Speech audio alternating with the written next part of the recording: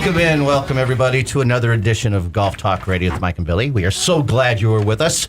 We are coming to you live from the Central Coast of California. It is beautiful here wherever you are. I hope it's just as awesome.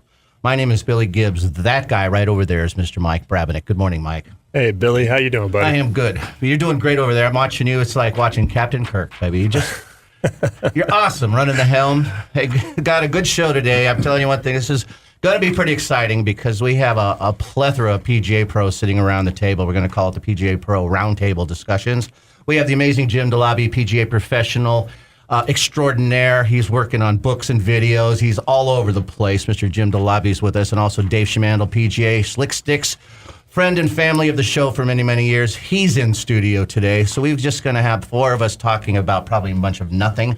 But we're a lot of different personalities. We're from different eras. We have different philosophies, which is all very healthy. So we're going to answer some questions a lot of listeners may have. We're going to talk about, since the Super Bowl was last week, we're going to talk about our Super Bowl teams of golfers who we would pick for our super foursomes. We're going to talk about tips, best tips we've ever given, swing challenges you may have. Maybe we can solve your problems. So that's what's going to happen today. We also be, in just a few minutes, I'm very excited to say, Mike, this is very cool. Yes. And we'll talk a little bit more after the interview. But we have Hugh Smith from the First Tee home office. Who? Hugh Smith. Oh, Hugh. No. They said yeah, who? Hugh. Who? Hugh. Okay. He's on first. That's Dave, everybody. But I had to bet he would chime in within 11 seconds, and I was just missed it by 4. But anyway. Oh, hey, and there's Archie Bunker. So Hugh Smith will be calling in, and this is cool because he is from the home office. He knows he's with the First Tee. If you know me, I am my main job is with the First Tee. It runs through my blood. I've been with First Tee for about 13 years. Both Jim DeLobby and Mike Brabennick, PGA professionals, are recognized First Tee coaches. So First Tee is part of our lives. We're going to talk about the First Tee, what it is, what they've done in 20 years. After that interview, we will talk to these professionals and get this party started. So, Mike, what's up in your world? Talk about your little BM part of life. Well, I got to say that the Super Bowl last week was amazing. Great game. Unbelievable. Yeah, it was. I was fortunate if I got to stay home and watch it entirely from my house. I wasn't at a party, so it was no distractions. It was just nice to sit and watch the game. It was, and yeah. I got to see every play and not have to run up to the bar or check my numbers or anything like that. I just watched the game. I checked my numbers disappointingly. So well, there's a lot of people. The way the scoring went, numbers were weird last game. I tell you, if you had 2 and 2 at halftime, you were a winner, and which never happens. If you drew those numbers, you're like, I got no chance. I think I read a thing. If I'm not mistaken, that 2 and 2. If you had 2 and 2, the chances of 2 and 2 winning are less than winning the lottery. Wow. Literally. Well, 12-12. There could be a whole bunch of field goals, but that would be right. It's just the way that the numbers roll out. It's just crazy. When you think about it, there were 2. I think there was 2 missed extra points, a missed field goal. But I mean, it was just absolutely incredible. They would go for 2 and miss that. Yeah. Right. So that changed the number from typical. So it was very exciting though, man. I'll tell you one thing. Well, and you and I were texting back and forth. I was kicking back after working at the golf course all day, and I'm sitting there. I'm like, I'm not moving. And you and I were texting back and forth. You're like, wow, what a game, what a game. And I said, I'm tired. I was exhausted by the third quarter. I was worn out. I was ready to take a nap. Yeah, you owe me for some of my media. Is that did you go over your usage? Yes. So I'll send you the bill. I mean, we were texting so many times. I got an alert, came on, thought I was in Mexico. Yeah. So anyways, I'll send you the bill. It's like $18. It's not too bad. $18, huh? Yeah. So. Well, I have to tell you that the one thing that was really cool about the last Sunday, we had a big skins game at the club, and we had over 100 players, and it proved to me that the handicap system actually works. We had ladies who were 24 handicappers. We had Jack and Owen Averett played, who are plus handicaps. Jack got a skin, and then another lady, Natalie Bundy, got a skin.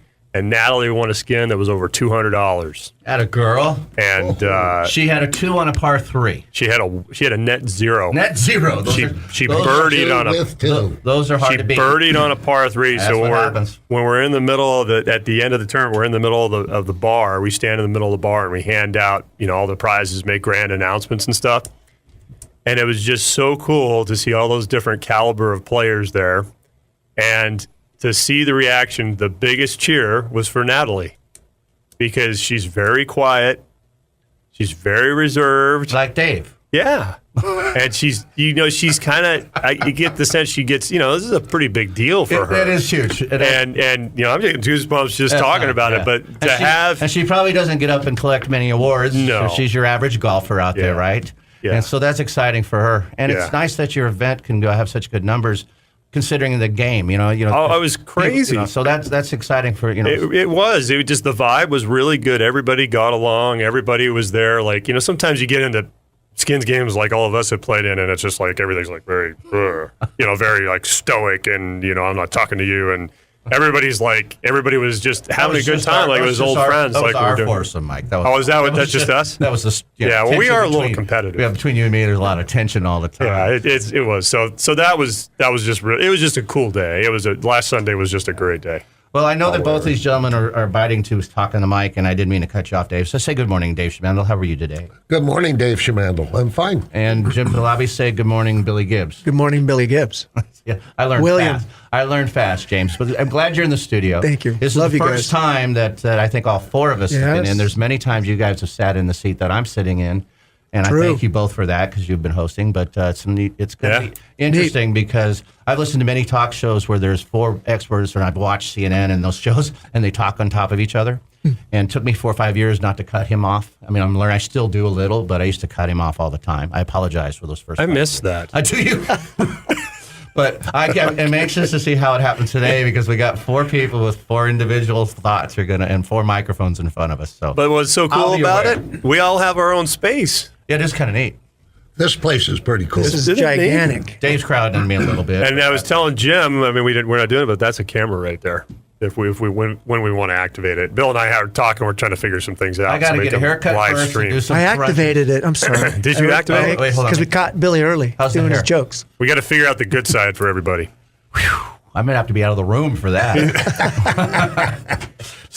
But it is going to be kind of cool because I saw it last week at the end of the show. We looked at the camera and they brought it up, and you see a really good picture of this whole room. Yeah. It looks like it's pointing right at Jim, and that's all you see. But it was the whole table. It's the whole table. Wow. So I wore a special shirt today. I thought you were going to try it, man. So I was, brought but this out of the archive. I was, but they wouldn't let me in on the app. So I got to figure that out later. This one has vertical lines. I know, that's nice. It's thinning. It's a thinning shirt. I like that. And how about you guys? What did you think about the Super Bowl last Sunday? Well, for Philadelphia, that's exciting. Yeah. Just for the town, those people, awesome. Yeah. They just went crazy. Beforehand, they went crazy. For me, I'm a New England fan, have been, but then all of a sudden I'm pulling. The quarterback was such a stud, and I'm pulling. So I found myself so I'm jumping. I changed mid-game. It was very weird. That's awesome. I usually pull for numbers, but I didn't have any numbers. But it was kind of neat for the team, don't you think? I mean, it was cool. It's special. Very, very cool. Yeah. How about you, Mr. Dave? Love the game. That was exciting. At the end, it was funny because I told my wife, I said, the best player in football is the one that lost the game.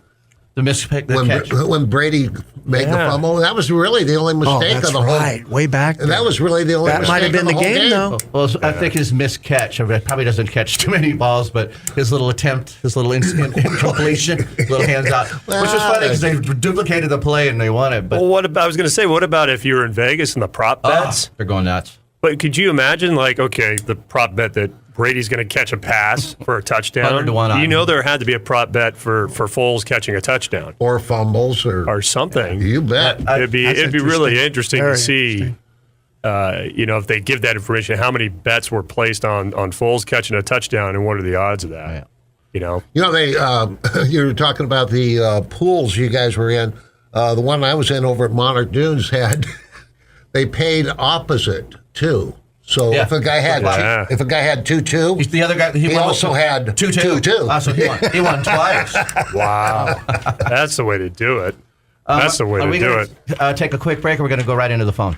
Well, we got a couple more minutes here on the opening segment. So Awesome. Then I'm just going to, our call. you're getting a hold of Hugh. Yeah. Hugh, who? Who? What? Hugh. I'm going to.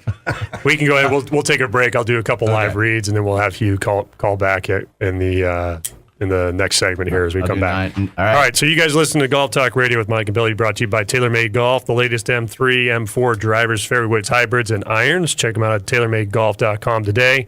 And don't forget our podcast sponsor is Health IQ. And use the code word Golf Talk. Health IQ specializes in finding rates for those of you who are healthy and very active in life. They have a survey you can take and find out where you're at, and they might just be able to save you some money. So check out healthiq.com today at Golf Talk Radio, and you can use the code word Golf Talk